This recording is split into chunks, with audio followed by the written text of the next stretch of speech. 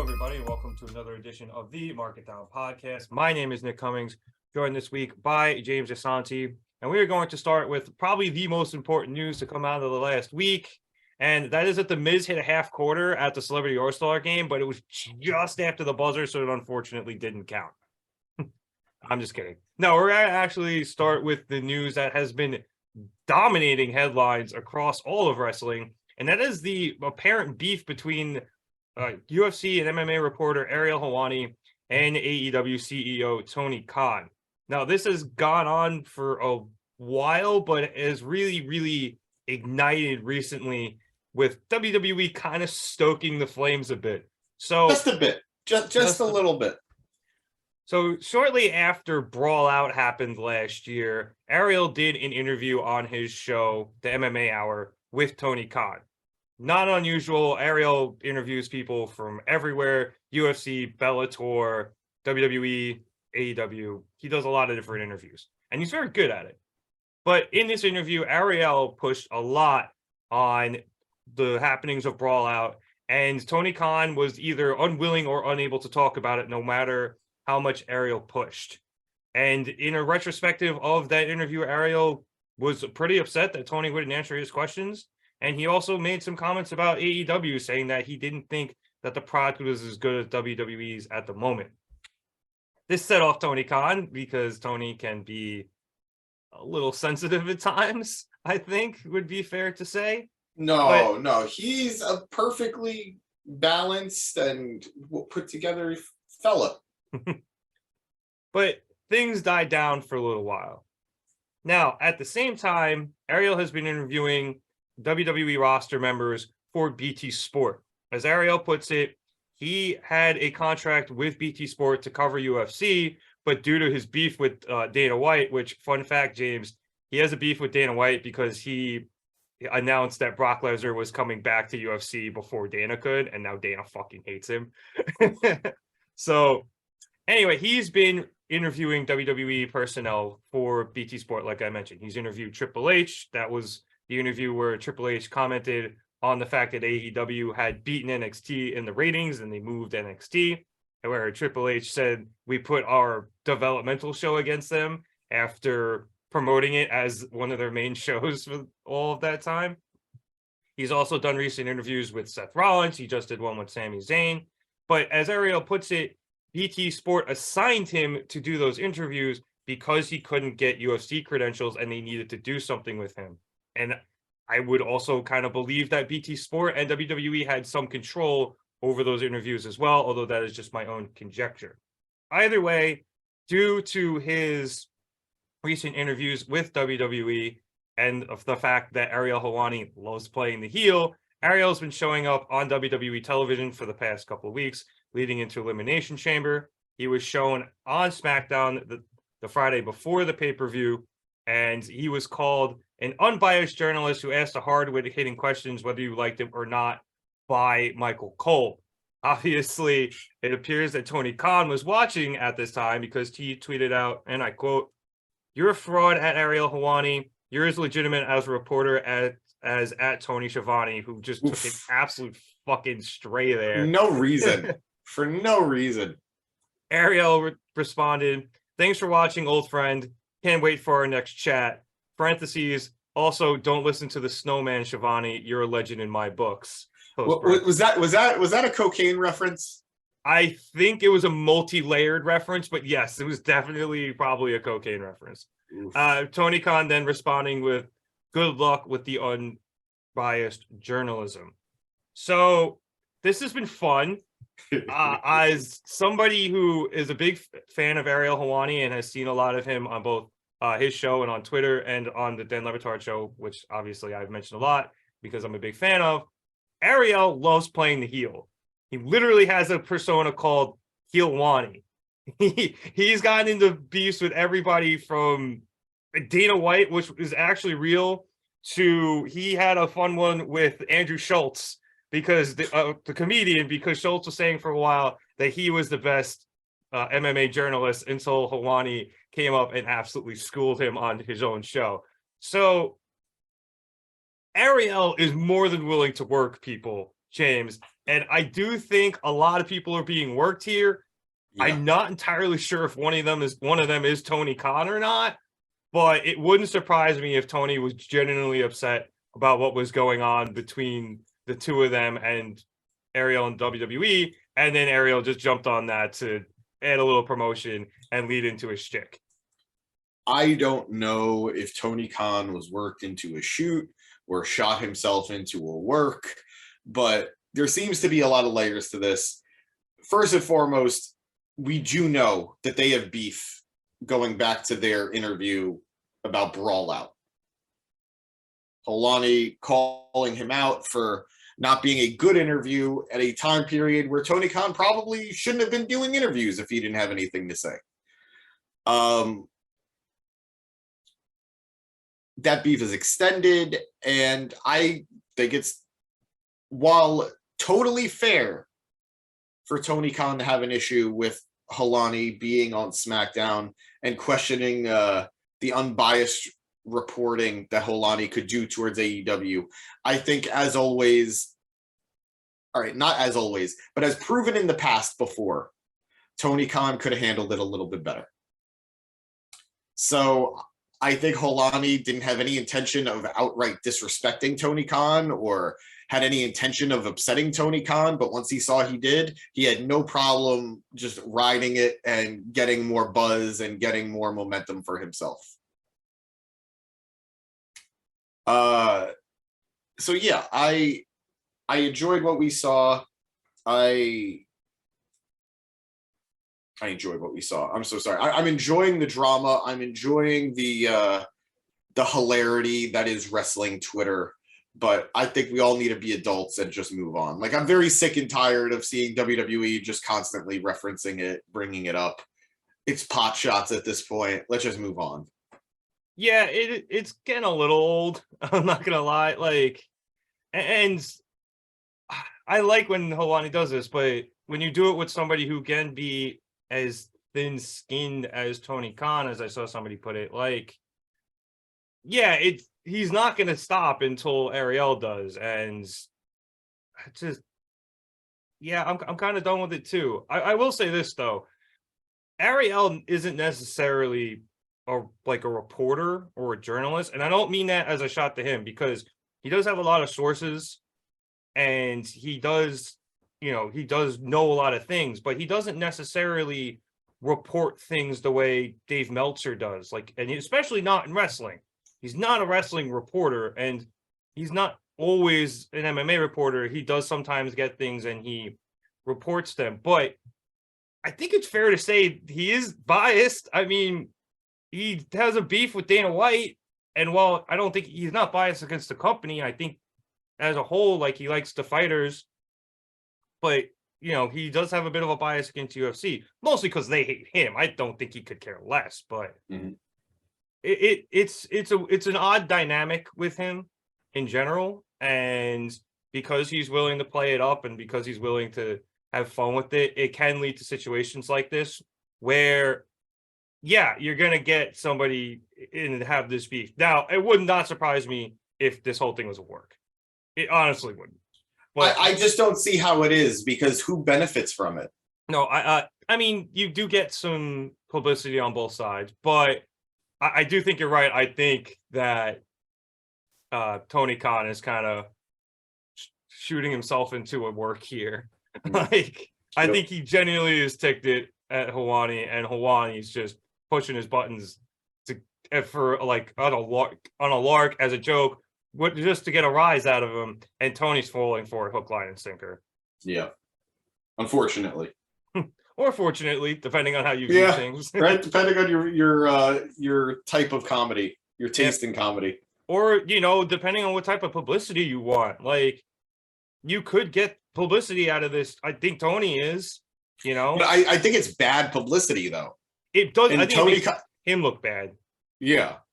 I think it makes him look bad. It makes him look petty. Like, the worst part is, I don't think anyone would have really truly noticed if Ariel was on the show unless Tony made it a bigger deal.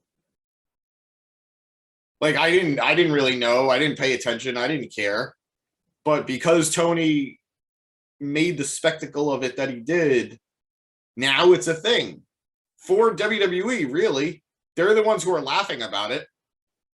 Yeah, it was almost like it was an inside joke with Ariel and WWE, especially when Michael Cole and then I think Corey Graves after that, reference him as the unbiased journalist who asked the hard-hitting questions.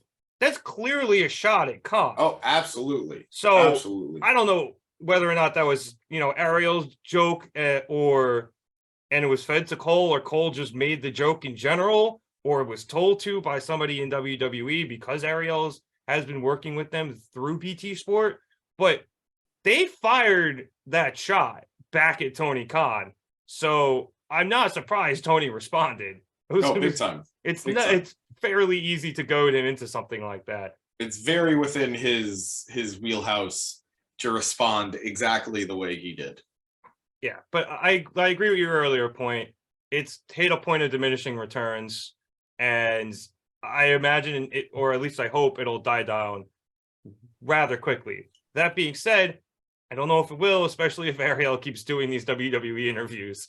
So we shall see. But let us move on to two completely different company where we saw New Japan Pro Wrestling's Battle for the Valley this past week. And some newsworthy events did happen, but we will start with Jay White losing his Loser Leaves Town match against Eddie Kingston, who I think hit him with like 4 spinning back fists and like a half. Eddie literally had to murder him to win this match. Obviously, big news here. Eddie Kingston beat a former New Japan IWGP Pro Wrestling champion. So that's a big deal. But again, kidding. The big news here is indeed that Jay White is leaving New Japan Pro Wrestling. I do believe this was his last booking. He lost the Loser Leaves Town match. He's got to go. And now the speculation begins. James, where does he end up? So I do got to correct you a little bit on this. Jay had already lost the Loser Leaves Town match to Hikuleo a week prior at New Beginnings, or maybe 2 weeks prior at New Beginnings. This match had a new set of stipulations that, according to Jay, after his loss to Hikuleo, his promo, he indicated he'd still be working for New Japan, but he'd be working New Japan Strong in the States. That would be where he ended up. So this match with Eddie had the stipulation that if Jay lost, he couldn't even work Strong. He'd be out of New Japan Pro Wrestling in all of its, in any capacity. And if Eddie lost, he couldn't wrestle any New Japan talent in any company without express permission from Jay. So we all kind of knew how this was going to go. We kind of already knew Eddie was going to win, because why limit Eddie in that capacity as opposed to Jay, who's already out the door in New Japan? Also, especially since all Eddie wants to do right now is fight Japanese legends. Exactly. So the writing was on the wall for this. It was an excellent match. There is a lot of speculation surrounding Jay White right now. I know, popular to maybe some other reports about what WWE might want, I can't think of a hotter free agent on the market than Jay White. This is a first pick if you ever had one. You know, if this was fantasy football for us, I'd be putting all my fab on the waiver wire for this guy. So a whole $100. I'd even borrow some. But you can trade for it. I bylaws. I don't know where Jay ends up. I don't know. My gut is telling me he goes to WWE. My gut is Jay White goes to WWE. And I think that's a good thing. Jay should thrive anywhere he goes. He would thrive in AEW. He would thrive in WWE, and he would still flourish at the top of the card in New Japan if he stayed there.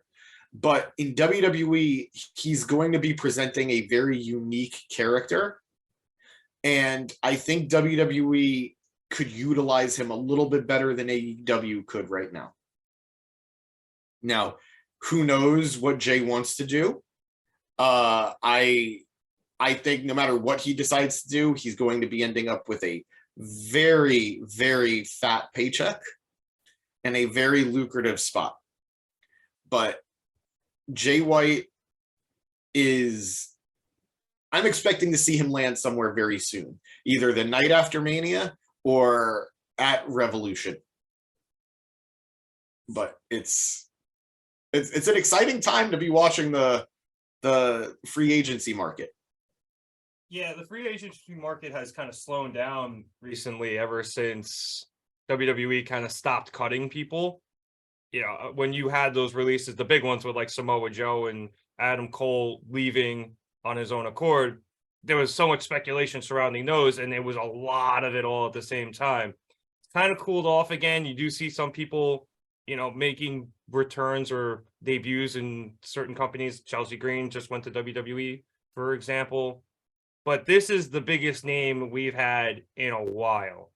And, you know, I'll look at something from Dave Meltzer here where he says no one in WWE has confirmed Jay White's coming in, but there's probably the favorite. And he goes on to mention that it would be weird if he signed with AEW because of the stipulation he had with Eddie where he can't work New Japan anymore. So, you know, that kind of I saw a Forbidden Door type of deal. Yeah, I saw that argument from Dave, and far be it from me to think he's misreading a situation. I don't think there was any stipulation that Jay couldn't wrestle New Japan talent in AEW or Impact or any other market. So him signing with AEW isn't going to stop him from doing a Forbidden Door or from wrestling a visiting talent or an excursion talent or whatever instance that would mean. It just means he doesn't work for New Japan anymore. So again, far be it from me to tell Uncle Dave that I think he's wrong, but I don't think that stipulation is as concrete as he seems to think it is. You are technically correct. The best kind. The best kind of correct. Yeah, you could work your way around it. I think the other thing too is Jay almost slots in a bit better in WWE than in AEW, which sounds insane. Yeah. But the top of AEW's card is very full to the point where they have trouble using some of their biggest talents.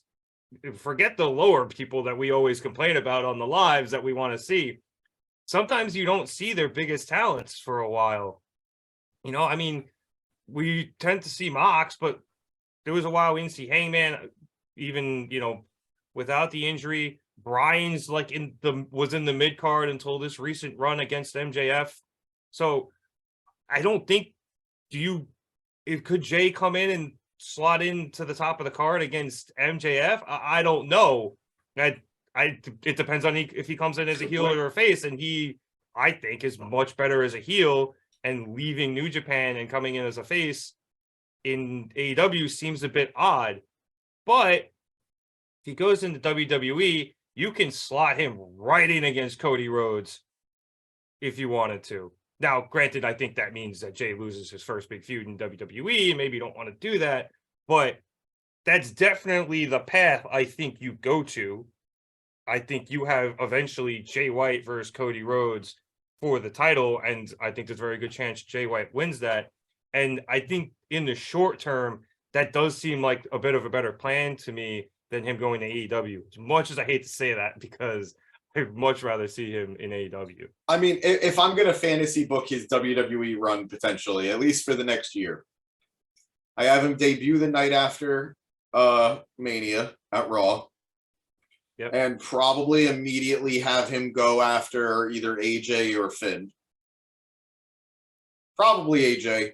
Is AJ going to be back or is he still off? I don't know. Is he off? I don't even know if he was hurt. Broken ankle. He did? Oh, okay. So I don't know, but I think AJ would make more sense because Babyface. Yeah, the babyface, whereas Finn's heel. Regardless of all that, I have Sammy win the title at SummerSlam and then have Jay take the title from Sammy almost immediately. Make people hate him because he is supposed to be hated. He is supposed to be hated. Quick run for Cody then, but what? It's a quick run for Cody then. I mean, Mania to SummerSlam is a pretty healthy run. It's not the longest run, but after 900 days of Roman, I don't think we need a long reign. I was actually about to say the same thing. We did just have this 900-day reign. Is it going to reach 1,000 by the time they get to Mania? No way. Oh, no, I don't do math well. And there's also the very real possibility once Cody wins, they split the titles again. We could be in a 2 world champion situation. I don't know. But beyond all that, I think Jay easily fits himself into the main event scene at WWE. But I do see him having spots in AEW too. You can immediately put him into a program with Kenny. You can immediately put him in a program with Eddie Kingston, the man who put the final nail in the coffin of his New Japan run. You could have him be a surprise guy who wins the All-Atlantic title from Orange Cassidy, getting massive heat from taking the title off massive babyface Orange Cassidy. And Danny wanting to, end everything. Exactly. So I do think there are spots for Jay. And to go off your point of a lot of AEW talent sort of disappearing for a while, Jay is doing this supposedly because he wants to be close to his wife and I don't know if she's pregnant or if they just had a kid, but he wants to be around for that stuff. So maybe a lighter schedule is something that's okay with him. I'm not entirely sure. But regardless of all that, because we're dealing with a lot of hypotheticals, a lot of what ifs, the reality is it's going to cause an impact wherever he goes. And I'm not talking Impact Wrestling. So I am very excited for this. I am. I think there is a lot of potential no matter where he is. He's that good a talent. He's that good a star. So bring it on. I am ready to, I almost said bleed. I am ready to breathe with the Switchblade. Yeah, you're right about AEW. I think they just lack the time sometimes to get all these guys on TV and girls too. Obviously, we barely see them in general, but yeah, you have all of these feuds going on, and I think he would have more time in AEW to build, in WWE to build feuds. But I think I would personally enjoy the AEW ones more. But I think I'm just preferring AEW right now, at least in terms of match quality. I think, and we kind of discussed this when we were just talking about Helwani and Tony Khan. I do think the storytelling in WWE, at least for the bigger matches, has been far better than anything that AEW is telling right now. But maybe Jay White going there can help change that. I think, like I said, I keep saying it and I just can't say it enough. Considering how big an asset he is, he'll help wherever he goes if they know how to utilize him properly. Which is scary. It's a scary thought. Yep, and there is the rub. Let's talk about the other big result at Battle for the Valley real quick. And that was Mercedes Monè winning the IWGP Women's Championship from KAIRI.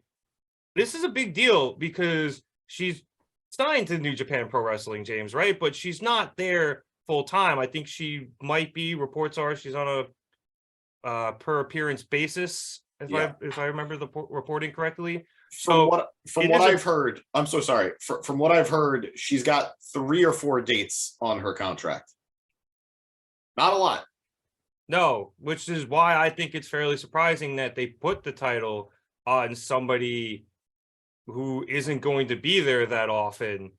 But it is a very big newsworthy thing to happen to a brand new title.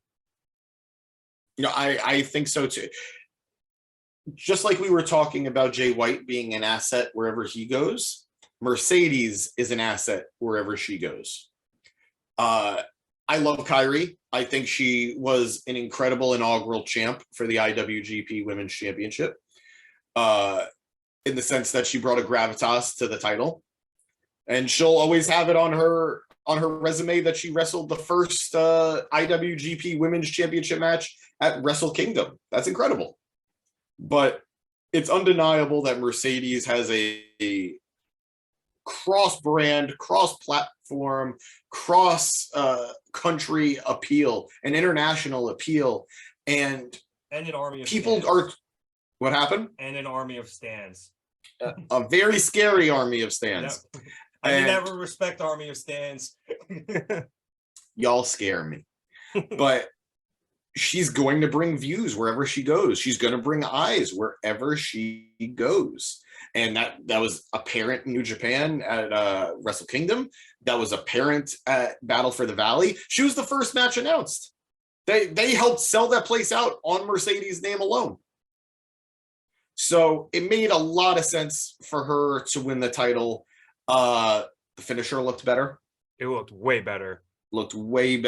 And they ended the show with the two dominant champions standing tall. Kazuchika Okada, who defended against Hiroshi Tanahashi, and Mercedes Monè coming out. You don't do that unless you recognize the star power that she brings. She has so much star power, Bailey showed up in the crowd. Like, come on. So I'm very happy that this is happening. I'm very excited to see what she does next. At this moment, I couldn't tell you who she drops the title to. I'm not super familiar with the Stardom scene and who would make sense. But hey, if you don't have anyone, leave the title on her for as long as possible. And I'm just banking, praying.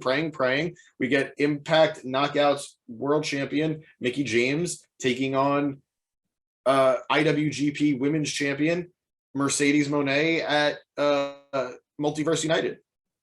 Yeah, I mean, your man Scott D'Amore said he wanted to make it happen after he met Mercedes over the weekend. So that'd be a great match. I think for the future, whoever she does drop to, it is a star-making vehicle for that person. They have a win over IWGP Women's Champion Mercedes Monè. So that's a huge deal for whoever gets it. So I think it's a good move, like you said. It's going to be. I think the only weird part of this is just how long she's going to be champion, because, like you said, maybe only 3 or 4 appearance deal, and she's already made 2. So and admittedly, New Japan runs events at a wider window than we're used to here in the States. So who knows? Yeah, she's not going to be showing up on your weekly episode of Stardom, is I think my point. But yeah, she'll be back for another big match whenever it is, and she can, hopefully she'll show up at Multiverse United, which I think that match versus Mickie James will be awesome. Mickie really wants it. Oh, yeah. I know that. Mickie desperately wants that match. So this is a good idea. Like, in the long term, in the short term, I think this works out great for everybody. But like I said, not a lot that went on this week, so that is our show. I would like to thank everybody so much for watching. Be sure to like and subscribe. We have new episodes pretty much every Thursday. We go live after Raw with Danny's Fast Forwards, live after Dynamite, and James does the Gym Pack Zone live after Impact on Thursdays. I was like, wait, what is the name of that show? Gym Pack, is it? Yeah. Gym Pack it is. But yes, James will be live on Thursdays, which is tonight if you're watching this the day it comes out. So be sure to come around and check James out in more ways than one. Also, if you want to check us out on all of our social media stuff, you can check the links below: Twitter, Instagram, Facebook, and TikTok. I always say go check out the Instagram. Danny does a great job on that. A lot of memes over there. But like I said, that is our show. So for James Gisante, my name is Nick Cummings. Thank you so much for watching, and we will catch you here next time on the Mark It Down podcast. Have a good one, everyone.